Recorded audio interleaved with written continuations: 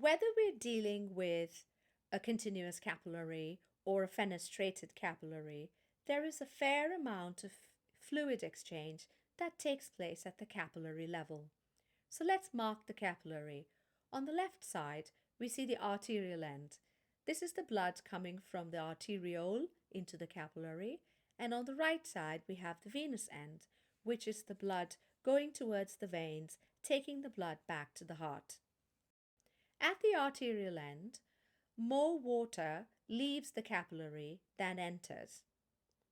So we have a net movement of water going out. On the venous end, we have a net movement of water entering, going inside, entering the blood vessel or the capillary.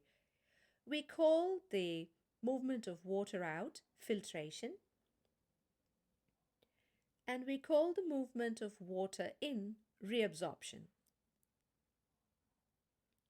So what drives these movements? On the arterial end, the hydrostatic pressure, which is basically blood pressure, is greater than the osmotic pressure. So basically, it's hydrostatic pressure that is driving the net movement of water out of the capillary. On the venous end, colloidal osmotic pressure drives the movement of water into the capillary. This osmotic pressure is determined by the presence of plasma proteins, glucose, salts, and other solutes or solid particles inside the capillary that cause the water to enter the capillary. Remember osmosis, water follows the salt. So that's what we call osmotic pressure. Even though there is a movement of water out and a movement of water in, there might be some excess fluid that accumulates in the tissue spaces or the interstitial space. If this continues to accumulate, it results in edema, which is basically a swelling. In order to prevent this, we have the lymphatic capillaries that pick up the excess fluid like a drainage system, and they carry it back to the bloodstream, the regular bloodstream. If this drainage is not working properly, you could end up with a massive edema. If for some reason the filtration is greater than reabsorption, then the lymphatic drainage cannot keep up with the excess fluid and you end up with an edema. In elderly people, their capillaries tend to be very leaky. So a high capillary permeability can lead to edema. So let's see how that happens. So here we have it. You have an elderly person with leaky capillaries, increased capillary permeability. This means more filtration, more water can easily leave the capillary at the arterial end. So we have filtration increases greatly. You have your two up arrows. If filtration increases greatly, then filtration is much greater than reabsorption. We can put two greater than signs to show that the filtration is much greater than reabsorption.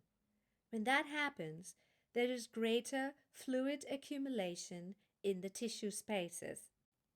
Fluid accumulation in the tissues increases greatly and the lymphatic drainage cannot keep up.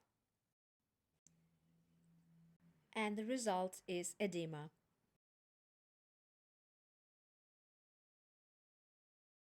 Edema is sometimes a sign for kidney damage. So let's see how kidney damage can lead to edema. When a person has kidney damage, their filters in the kidney are destroyed, which means proteins are not filtered out and instead they appear in the urine. So there is a massive loss of protein via the urine in a person who has kidney damage. So when proteins are lost, the levels of plasma proteins goes down because urine is really filtered blood.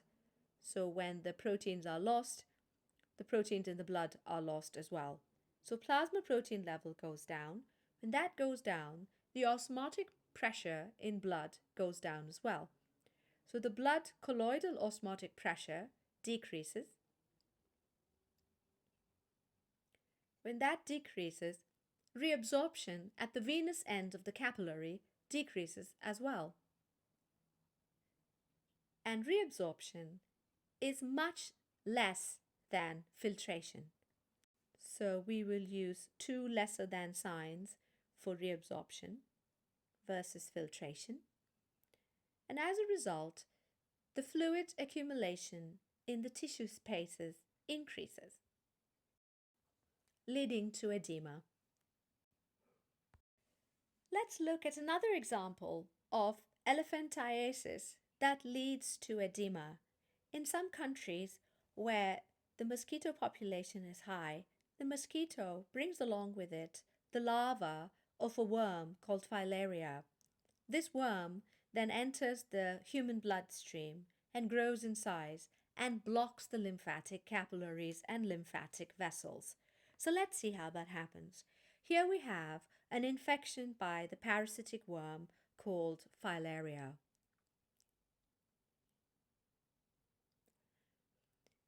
The worm grows in size and blocks lymphatic capillaries and lymphatic vessels. So basically, the lymphatic drainage is not working. So the drainage is blocked. This leads to massive edema. And because the edema is so big, we call it elephantiasis.